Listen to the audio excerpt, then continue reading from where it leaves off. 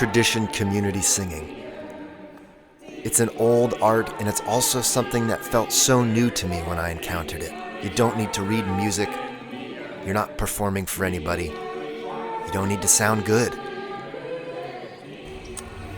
Singing is something that most of us love to do and long to do, and few of us have opportunities to do it. So for me as a community song leader, part of my mission and purpose is to create places where people can feel safe to do that and to create community around the experience of singing. It's not just about singing.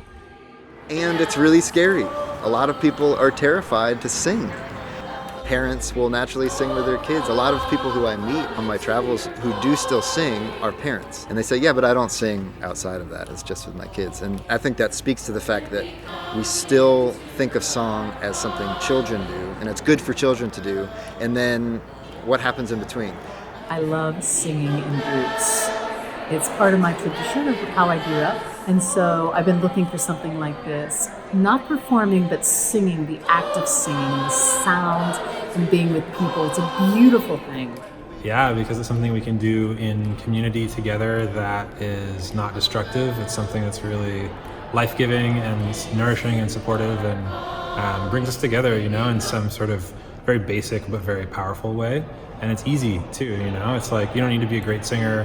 You can just come here and get lost kind of in the voices. I'm thinking of the fact that we come out of the womb screaming and that we're born into the world making sound.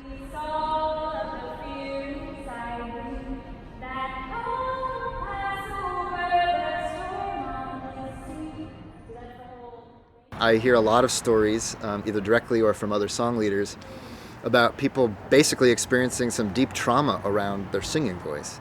A parent, a relative, a friend, a teacher saying, everybody sing except you because we don't want to hear you sing. You have a bad singing voice. And then they haven't opened their mouth for 50 years. And what a tragedy that is. We live in a culture where we're told that we're either a singer or we're not a singer. And we know that from a very young age. And I think the community song movement is a way of reclaiming song and saying this is something that we get to do together that's part of our human spirit. When I got out of college, I realized people don't do that in real life. There aren't very many places for people to sing together. That became really important, more important with the election, and this sense that the divisions that we've felt and known for a long time have become that much more overt, and I felt like there wasn't time to waste.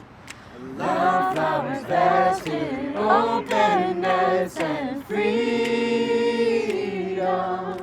But there's a certain element of care that I try to bring in to who I am in the world with this white privilege that I've lived on and carried.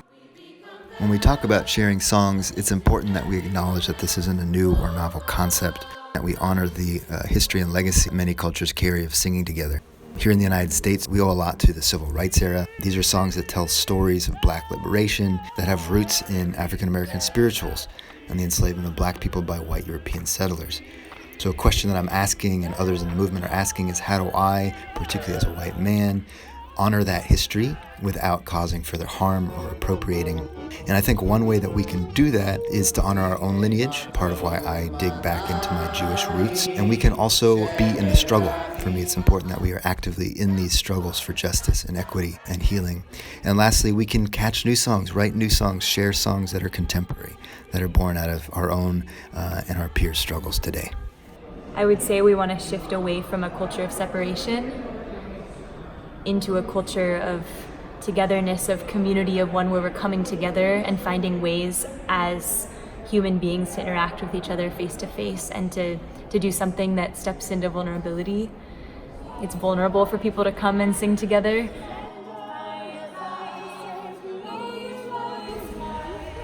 They say that when you sing together, studies that our heartbeats sync up as well. So there is like a literal, measurable connection that happens when you sing together. You get some benefit from listening to somebody else sing, but the real magic happens when you are making the music yourself. Introducing people into this experience of deep connection through song has been so fulfilling, but starting to catch my own songs and carry my own wisdom through these songs has just been huge.